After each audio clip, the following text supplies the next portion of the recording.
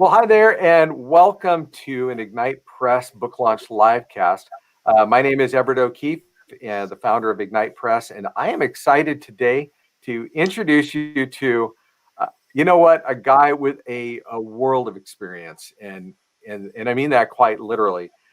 Mark Jones is an accomplished businessman, also a aviator, a pilot, and a well, I'm going to let him tell you actually his story. He'll do much better job than I will. So let's bring on Mark Jones, and we'll talk about his new book, Life is Simple. It just comes with challenges. So, Mark, thank you for joining me today, and this is a pretty exciting time. Yeah, thanks, Everett. It sure is.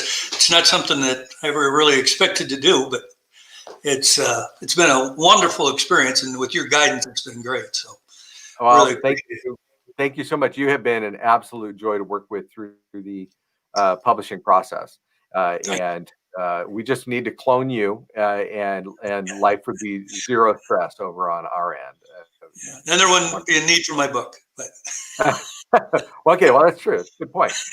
So, Mark, before we get to your book, tell us a little bit about yourself. Give us a snapshot of your background.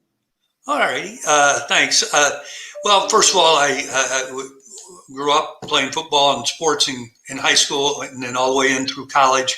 Played football in college, and one of my lifetime goals was to work for the Department of Justice. And so when I graduated, I went to work for the Department of Justice, spent some time there in Washington, D.C., but realized, you know what, I really wanted to get into where I was dealing with people in a different way, and I wanted to get into sales, so I did. And so I started out by selling life insurance, did that for 4 years, and I was blessed to be able to have a successful few years there. And then I wanted to get into a different type of a sale, so I got into electronic sales. And in electronics for about 25, 30 years, was in sales management, marketing, and so forth. And then later in life, I wanted to become a pilot, so I did. And I didn't realize, but it was going to be a huge part of my life, just the aviation side. So I was in electronics, and 9/11 came along in 2001, and eventually I got laid off. A lot of people did. The whole United States was in turmoil. But anyway, so I got laid off, and then took about 3 or 4 months off, found a job with a company just a few miles north of me, Air Ambulance Network. And they basically did air ambulance transfers in the United States and Mexico, and with jets, fixed wing aircraft. And they're a broker. I ran their company for about 18 months, and they're in some trouble. I got them out of that, got them stabilized and recognized as a good provider. Then the owner was going to make some changes that I thought was not the right direction for the company. So I left them, started my own company. And in 2004, I started Air Ambulance Worldwide, and built that from a startup. The first year we did 99 flights and about $2.25 million in sales, and then build it up to where in 2016 I sold 75% of it to an equity firm, and I still own 25% of the company, but built it up to a very nice size company, did worldwide footprint. We literally are known around the world. So, and then I said, you know what? In 2016, I got a lot of time on my hands, and 12 years ago, I wanted to write a book.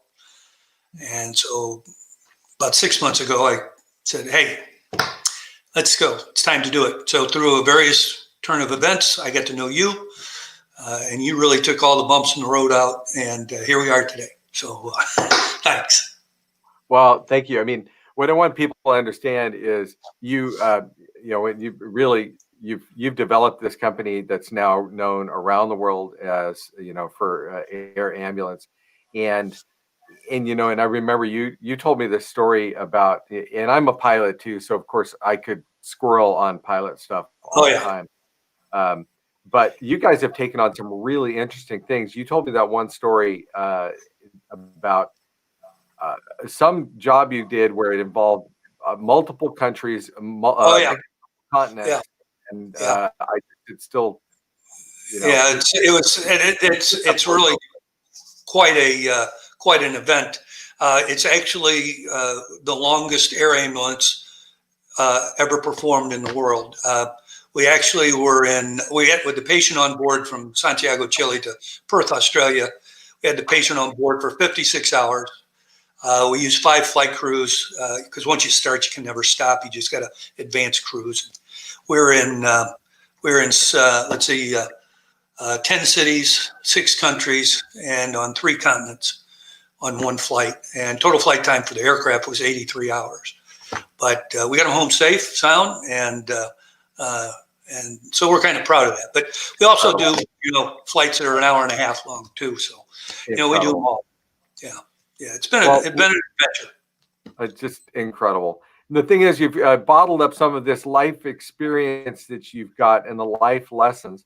And before before we go too far, let me put up here that this is the book that we're here to talk about today, and that is Life is Simple. It just comes with challenges.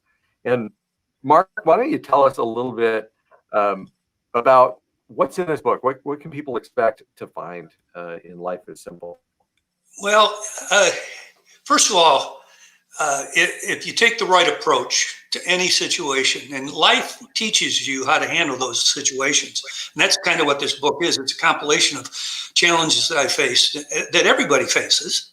I'm not unique, and how to handle those and handle them in the best way, not only for yourself, but for the people that you're dealing with. If it's an employee, if it's a family member, if it's a son, daughter, wife, husband, whatever. But really, it takes very common situations and it helps you get through them. One of the big things is we want to teach leadership. How do you get people to follow you and want to follow you versus you being their boss and they have to follow you?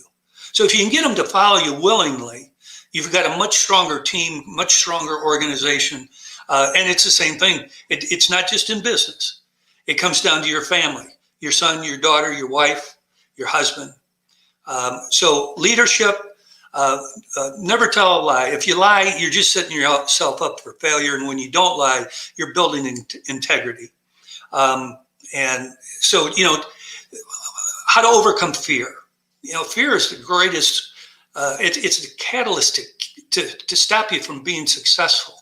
And you can't let fear stop you. There's ways to overcome those fears so that you can press on through and be able to accomplish whatever it is you're trying to accomplish. It can be in school, it can be in work, it can be in your family. So it really boils down to the basic, how do you want to be treated in life? How do you build integrity? How do you build confidence?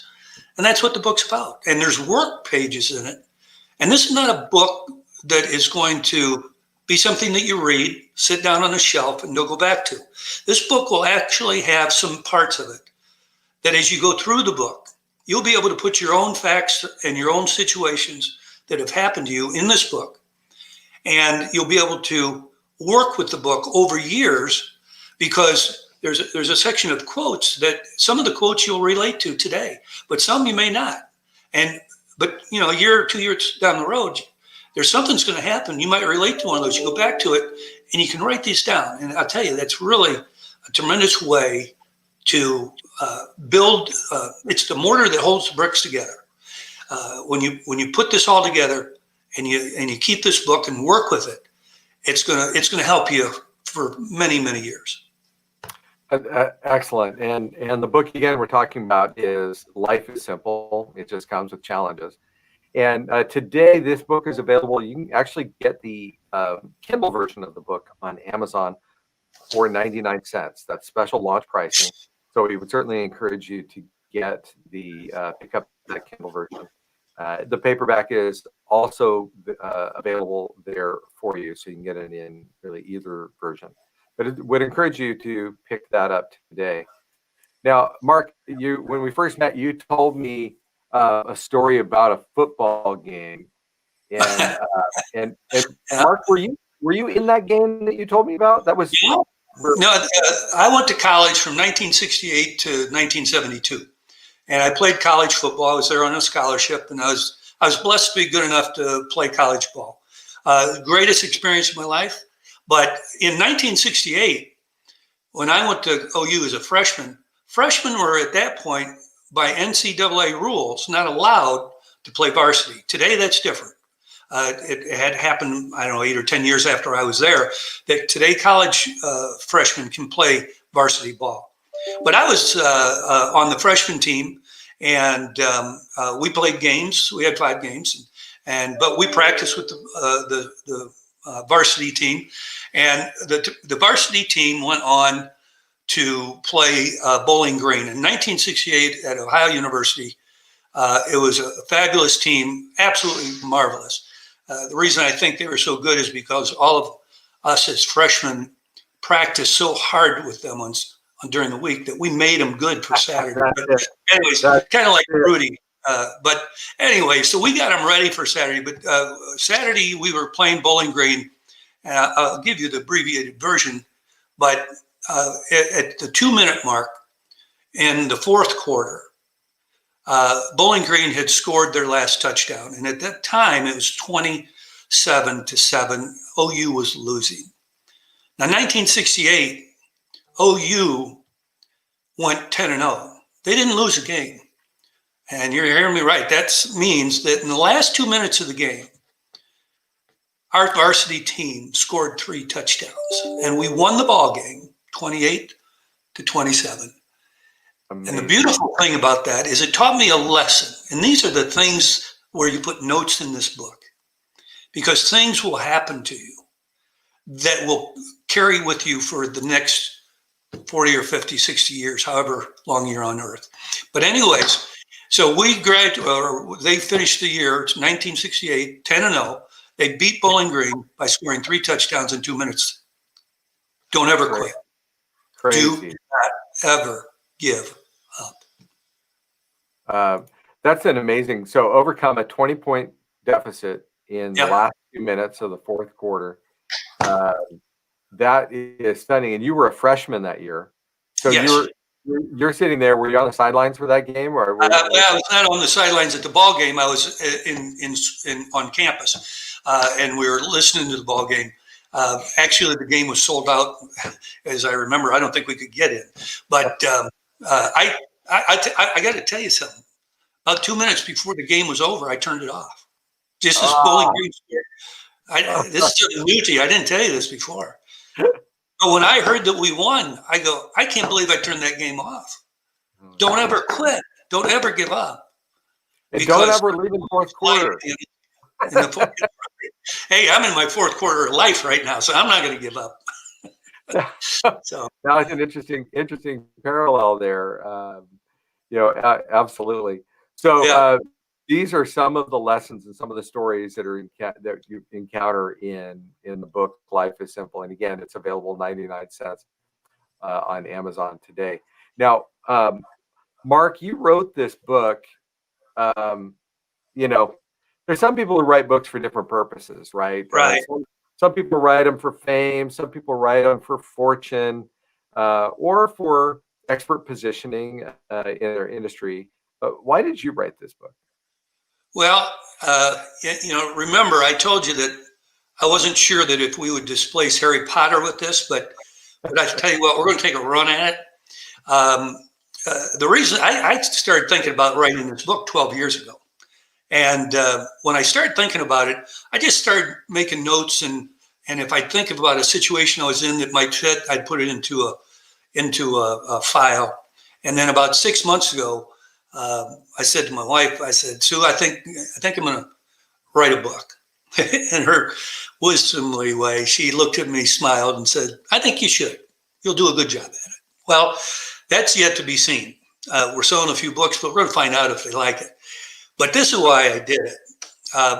The book, I appreciate everybody that's buying it, looking at it, and I hope you recommend it. But this book was written so that I go up and I speak to Ohio University football team, some of their athletic teams. I'm going to take 100 copies up with me, and I'm going to give it to them. It's to give away also. But also, as you read through the book, young or old, I don't care if you're 15 years old, I don't care if you're 65 years old, you're 50 years old, 30 years old. There's something in it for you. And what this is going to do is lift you up as a person. It's going to help you understand when you're in a difficult situation, how do you solve that problem that's fair to you, but also fair to the other person? Taking advantage of somebody is not a win-win. And you can have win-wins. There's been many times that I've faced difficult decisions, but they're the right decisions that have to be made.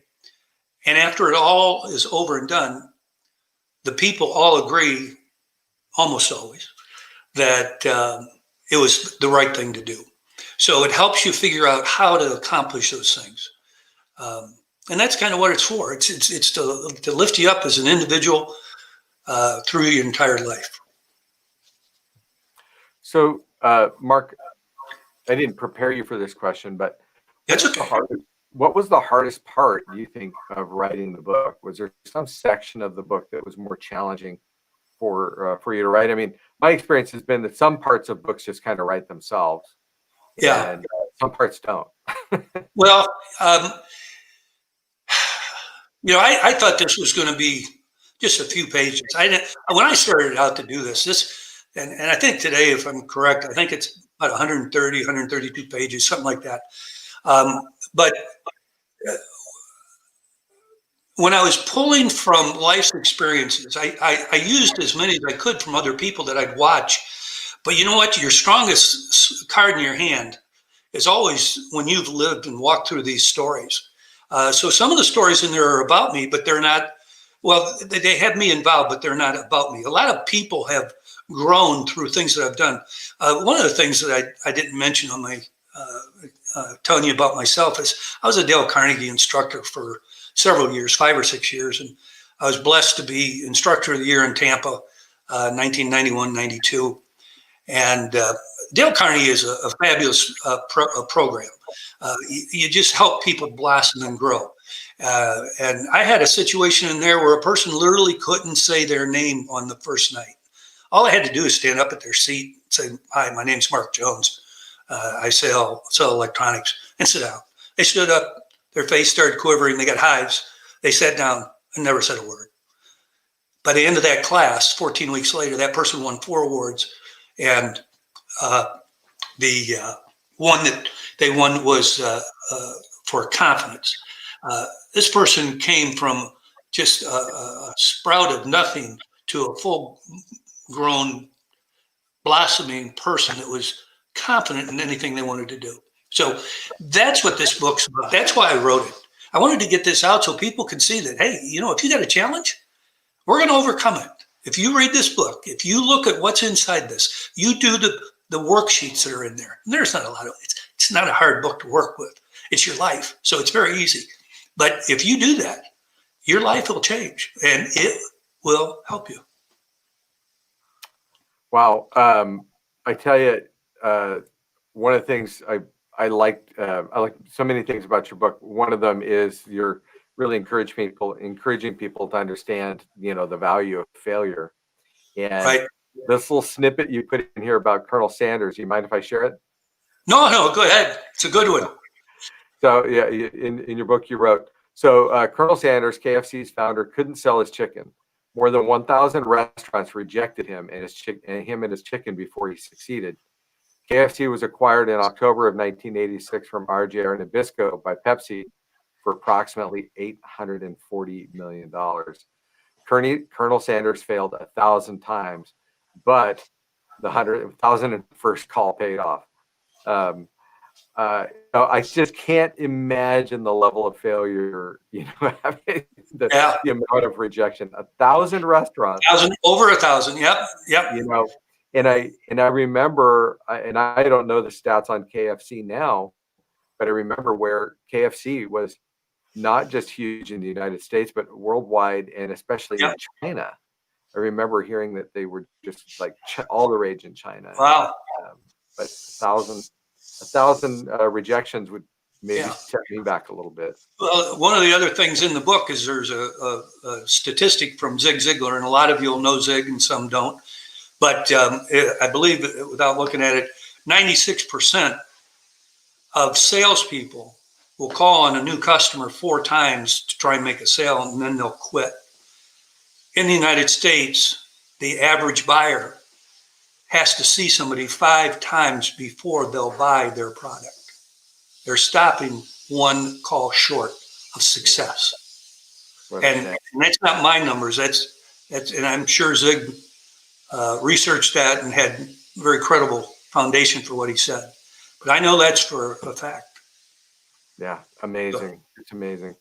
Yeah. Let me throw up the graphic here on the book again. So we're talking today about Life is Simple. It just comes with challenges. You can pick that up on paperback or Kindle right now on Amazon. The Kindle version is actually marked for just a launch pricing only of 99 cents for the Kindle. And I'll tell you, this is a delightful book. It is a quick read, but it's one of those that you can indeed keep around. I'm reminded of some of Og Mandino's books where you read them and it's a quick read, but there's room there for thought and growth, as you go back to it. So it is something you do want to kind of come back to the well on. Yeah, if you go to the back of the book, there's a book list of suggestions. And Og Mandino, I've got 2 in there. I've got 10 of his books, but there's a couple in there, Greatest Salesman on Earth and a couple other ones. But The 12th Angel is one of my favorites. But if you get a chance, read some of those. The world, I keep sitting right here. Oh, yeah. Great books. Great books. Well, Mark, is there anything else that you'd like to share out of your book or your favorite story from the book? I don't know that put you on the spot. My favorite story. Let me see. You know what? First of all, anybody that buys it, I appreciate it. And if you get the book and you look in the back, if your company wants to have me come do a presentation or speaking, I'd be glad to do that. I think one of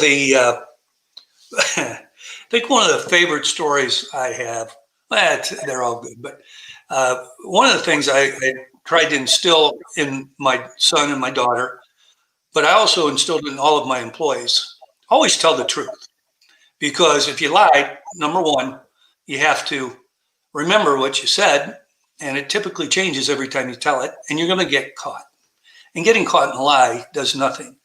But by telling the truth, you really get the most mileage in the entire situation, whatever it is.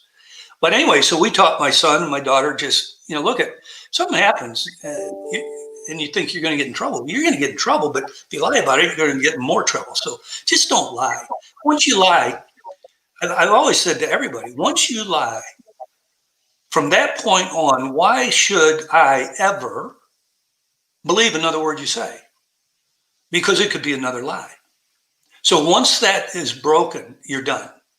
So anyways, I come home from work one night and, every once in a while you get a feeling in your stomach that just something's amiss, something's wrong.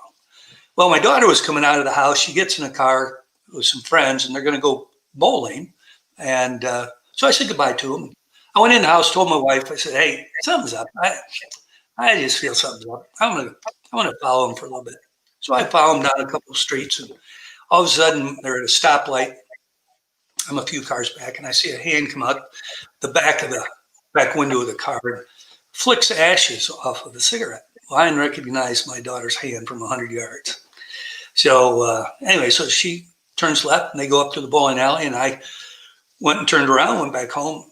And later that night, my wife and I are sitting down watching TV and she comes home and she comes in. We have a great relationship with my kids and they're adults today. But anyway, so she comes in, she tells us about their evening and she's going on telling her about bowling and she threw a lot of gutters and blah, blah, blah. So she's getting ready to go to bed and I just said, hey, just before you go, I got to ask you a question. Did you have a cigarette tonight? And I didn't say another word. And for about 15 seconds, which that's an eternity when your mind's turning and you're trying to figure out what's the right thing to say here. So she, after a while, broke silence and she said, yes, I did. I said, well, I'll tell you what. just don't smoke anymore while you're under my roof. It's not good. And if you want to, after you get out of high school and you go on your own life, if you want to smoke, you go ahead. But I'd appreciate it if you didn't smoke while you were living here. She never smoked again. She doesn't smoke today. And my kids, believe me, they've been caught in some doozies. And they have always bellied up to the bar and told the truthful story. So, I got to commend them for that. So, but that's some of the fun things in the book. Yeah, there's some other ones. Yeah. There's some other ones. Well, thank you, Mark. It's funny. My wife and I, we have actually sat down and prayed sometimes that we would catch our children. That if they're doing something, we'd like to catch them, and so that we can address it.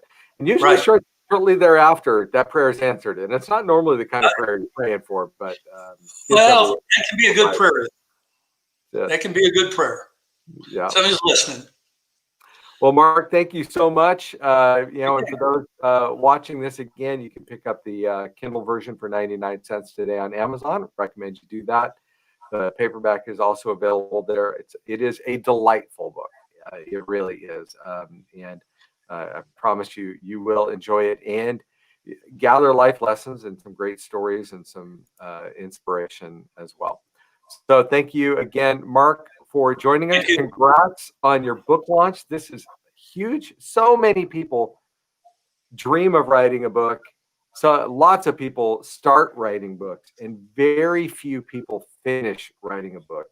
You are now breathing, as we would say, rare air. And I hope you've got an oxygen mask handy somewhere, because you're I do, but it wouldn't have happened without you. So I appreciate you. Absolutely. Again, a joy to work with you. And so today is launch day. We're excited. We may have some really great news by the end of the day as we go through this Amazon launch. But thank you again, Mark, for joining us. And we'll sign off with this video bumper. And thank you again. Take care. Thanks a lot.